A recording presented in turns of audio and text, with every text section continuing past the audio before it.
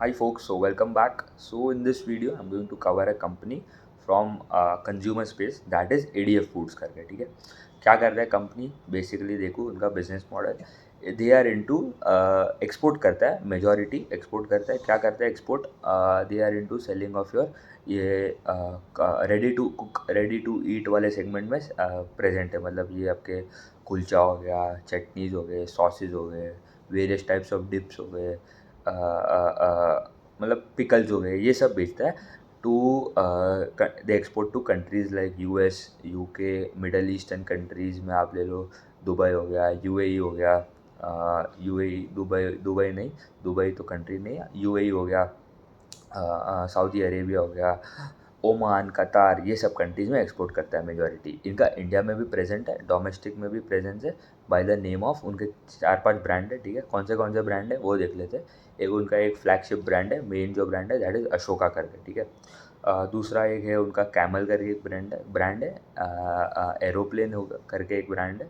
ये camel and aeroplane ये middle eastern countries में ज़्यादा प्रेजेंट है, बहरीन, ओमान, कुवैत, कतार और ये सब सेगमेंट में। एंड ये अशोका एंड ट्रूली इंडियन करके जो ब्रांड है वो यूएस है, कनाडा, यूके साइड ज़्यादा प्रेजेंस है।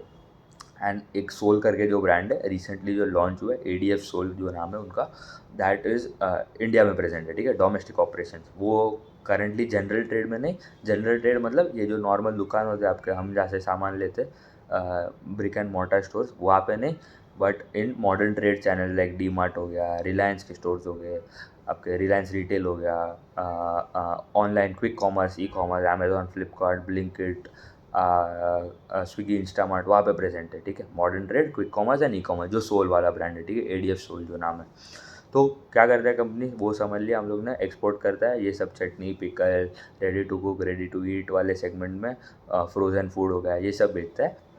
एंड उनका अगर देखें तो they are present in 55 plus countries, ठीक है। 55 प्लस कंट्रीज में प्रेजेंट है। एंड इनका सेल्स में अगर नंबर देखूँ ना तो बहुत ही म्यूटेड नंबर्स है। दे सेल्स में ग्रोथ है खाली 9%, ठीक है। EBITDA में 20% का ग्रोथ है, पैट में 6% का ग्रोथ है। अभी कंपनी का सबसे पहले गाइडेंस रहता है टू ग्रो बाय 20-25% अभी तक, ठीक है। FY25 तक उनका गाइडेंस था to grow by 20-25% CAGR for next 3 years, ठीक है। FY27 तक, FY25 में जो बोला था, FY25, FY26, FY27 टोटल 3 साल हो गया। They wanted to reach around 1000 crore of revenue, ठीक है। तो वो गाइडेंस तो हुआ नहीं अचीव, ठीक है। FY25 में ही दे जस्ट ग्रू 13%, ठीक है। तो फेयरली अच्छे खासे मार्जिन से उन्होंने मिस किया उन दैट टारगेट एज वेल, ठीक है। गाइडेंस मिस किया on their top line numbers. And margin में भी मतलब ऑपरेटिंग लेवरेज कुछ मिला नहीं, ठीक है। तो मतलब पैट में भी कुछ उतना कुछ खास ग्रोथ आया नहीं था इन लास्ट ईयर FY25 में। अभी FY26 के लिए भी उनका गाइडेंस तो सेम ही है। FY27 तक उनको अचीव करना है, अभी जो 2 साल बाकी है, ठीक है। FY25 का तो हुआ नहीं गाइडेंस, तो FY27 तक उनको टारगेट है 1000 करोड़ ऑफ रेवेन्यू। तो that comes to a growth of 30% CAGR, ठीक है, क्योंकि टाइम पीरियड कम कर डाला है, ठीक है उन्होंने, तो 30% CAGR आता है ग्रोथ। अभी इन्होंने किया कितना ये क्वार्टर, 9%, ठीक है। तो ये कंपनी गाइडेंस देता है कुछ अलग, अचीव तो होता नहीं इनका। 1 साल से जब से मैं ट्रैक कर रहा हूँ, खाली एक जब से the first time I track them तभी उनका ग्रोथ अच्छा आया था। उसके बाद they are consistently under performing their आर गाइडेंस, ठीक है। मतलब एक भी क्वार्टर उनका 20% के ऊपर ग्रोथ आया नहीं। एक क्वार्टर 1 के आसपास आया था, क्वार्टर 1 FY25 के आसपास, जब उनका 29-30% का ग्रोथ आया था। उसके बाद तो 7-8-10-12% का ही ग्रोथ आता है। एंड ये क्वार्टर भी अगेन 9% ग्रोथ। अभी इनका भी कोई ऐसा प्रॉब्लम नहीं है, ठीक है। अभी ये एक्सपोर्ट में उनको प्रॉब्लम हो गया, क्यों? अभी तो टैरिफ लग गए, पहले भी उनको सप्लाई चेन, ये वॉर हो गया, ये सब सिचुएशन हो गया, जो भी अभी भी है, ठीक है। Geopolitical tension between many countries, बहुत सारे कंट्रीज़ है, वॉर का लिस्ट अब निकालो, बहुत सारे कंट्रीज़ का वॉर चालू है। एंड ये टैरिफ का जो प्रॉब्लम है, ठीक है। तो ये जो और एक ओवरहैंग जो अभी उनका जो मचा हुआ है, दैट इज़ यार टैरिफ्स का गेम। अभी उनका टैरिफ्स का मेन प्रॉब्लम ये है कि उनको भी जब उनका कॉन कॉल हुआ था, ठीक है, तब उनको पूछा था कि what will be their tariff का इम्पैक्ट क्या होएगा, ठीक है। तो उन्होंने बेसिकली बोला, तब तक अराउंड 25% के आसपास का ही था टैरिफ जब उनका कॉन कॉल हुआ था। तो उन्होंने बोला वी विल पास, हम लोग थोड़ा थोड़ा हिट ले लेंगे ऑन देयर मार्जिन, फिर थोड़ा हम पास कर लेंगे to their distributor, dealers, retailer, जो भी है उनको जो आगे जो सप्लाई चेन में आते हैं, वैल्यू चेन में, उनको पास करेंगे। बट अभी 50% के आसपास टैरिफ लग गया है, तो अभी नेक्स्ट क्वार्टर का वेट तो डेफिनेटली इम्पैक्ट होएगा, ठीक है, 100%। मार्जिन में तो कंप्रेशन आने ही वाला है, इनको हुआ है। फिर अगर एक्सपोर्ट ओरिएंटेड और एक कंपनी अगर देखो तो that is Garware hi tech film, ठीक है। I also track them as well, तो उनको भी मतलब मेजोरिटी एक्सपोर्ट से ही आता है, तो उनका भी पूरा मार्जिन में कंप्रेशन आ गया, टॉप लाइन में कोई ग्रोथ ही नहीं आया। तो बिजनेस मॉडल में कोई प्रॉब्लम नहीं है, ठीक है। तो मेन प्रॉब्लम वही है कि एक्सपोर्ट ज़्यादा कर रहा है तो टू यूएस, ठीक है। यूएस में गरवारे का तो मतलब अराउंड 75-60-50% के आसपास तो उनका यूएस से ही आता है रेवेन्यू, तो इसलिए उनको बहुत प्रॉब्लम है। बट इनका थोड़ा थोड़ा डाइवर्सिफाइड है, थोड़ा सेगमेंट यूएस में भी है। मेजॉरिटी तो नहीं, उन्होंने वो मिक्स नहीं दिया कि कौन से कंट्री में सबसे ज़्यादा है, but they are fairly diversified into Australia, Europe, वो side Asian middle eastern countries में भी प्रेजेंस है। तो वो अभी Q2 के कॉन कॉल में हमें देखना पड़ेगा कि क्या ओवरऑल इम्पैक्ट कैसा आता है, ठीक है। 100% इम्पैक्ट तो आने वाला है, एंड गाइडेंस तो उनका पहले भी अचीव होने रहा था, जब टैरिफ था भी नहीं, तब वो वॉर सिचुएशन था, अभी तो वॉर सिचुएशन भी है एंड टैरिफ भी है, तो मतलब completely many issues for them as well, ठीक है। अभी इनका गाइडेंस तो वही है, FY27 में उनको 1000 करोड़ प्लस करना है, तो अभी वो गाइडेंस अचीव हो नहीं रहा है। तो मतलब कंपनी में एक बोलता है कंपनी कुछ अलग एंड करता कुछ अलग है, ठीक है। मतलब गाइडेंस तो अचीव होता नहीं, एंड इनका एक वो उन्होंने वो भी दिया कि कैसे वो अचीव कर पाएंगे, ठीक है। कर तो नहीं रहे अभी तक, बट दे हैव टोल्ड उनका जो अभी 600 करोड़ के आसपास का रेवेन्यू था, उसमें से उनका एक नया कैपेसिटी आ रहा है इन सूरत, ठीक है।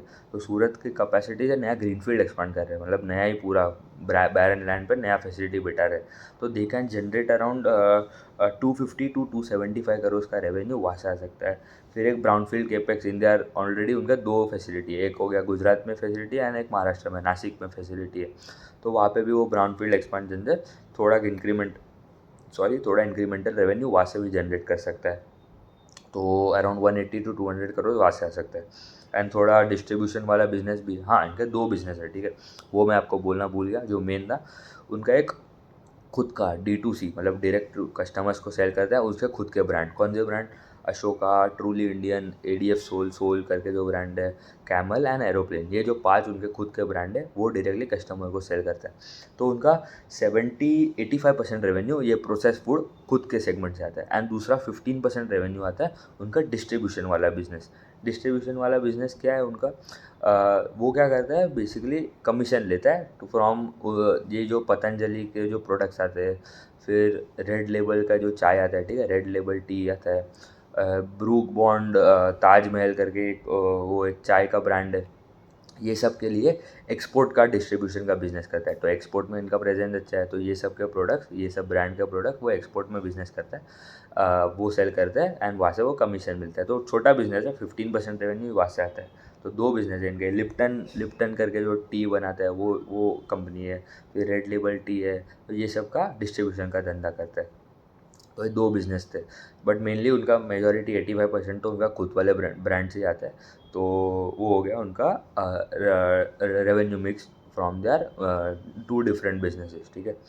तो ठीक है, गाइडेंस तो है, अच्छा है, गाइडेंस इज इंटैक्ट, बट अभी वही एग्जीक्यूशन ही नहीं है, ठीक है, वही रिस्क है। 3-4 क्वार्टर से एग्जीक्यूशन आ नहीं रहे, consistently under performing their guidance. दूसरे कंपनी जो है they in this same segment, but जो एक्सपोर्ट में नहीं, जो इंडिया में डोमेस्टिकली ऑपरेट करते हैं, दैट इज़ प्रताप स्नैक्स हो गया, वो भी 15% का गाइडेंस देता है, टॉप लाइन का करता है 5%। गोपाल स्नैक्स हो गया, उनका भी गाइडेंस रहता है टू ग्रो बाय 20%, वो करता है डी ग्रो 9%, बट वो तो उनका फैसिलिटी में फायर आउटब्रेक था, इसलिए थोड़ा उनको ज़्यादा प्रॉब्लम हुआ है।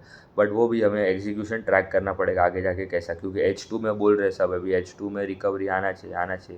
अभी वो देखते हैं कितना रिकवरी आता है। And as raw material prices of palm oil, potato, maida हो गया, ये सब prices are declining gradually and stabilize हो रहा है, तो मार्जिन भी इम्प्रूव होना चाहिए। तो इसका मतलब अभी ऑपरेटिंग लेवरेज भी किक इन होना चाहिए, मतलब पैट का ग्रोथ जो है that should be greater than your sales का ग्रोथ।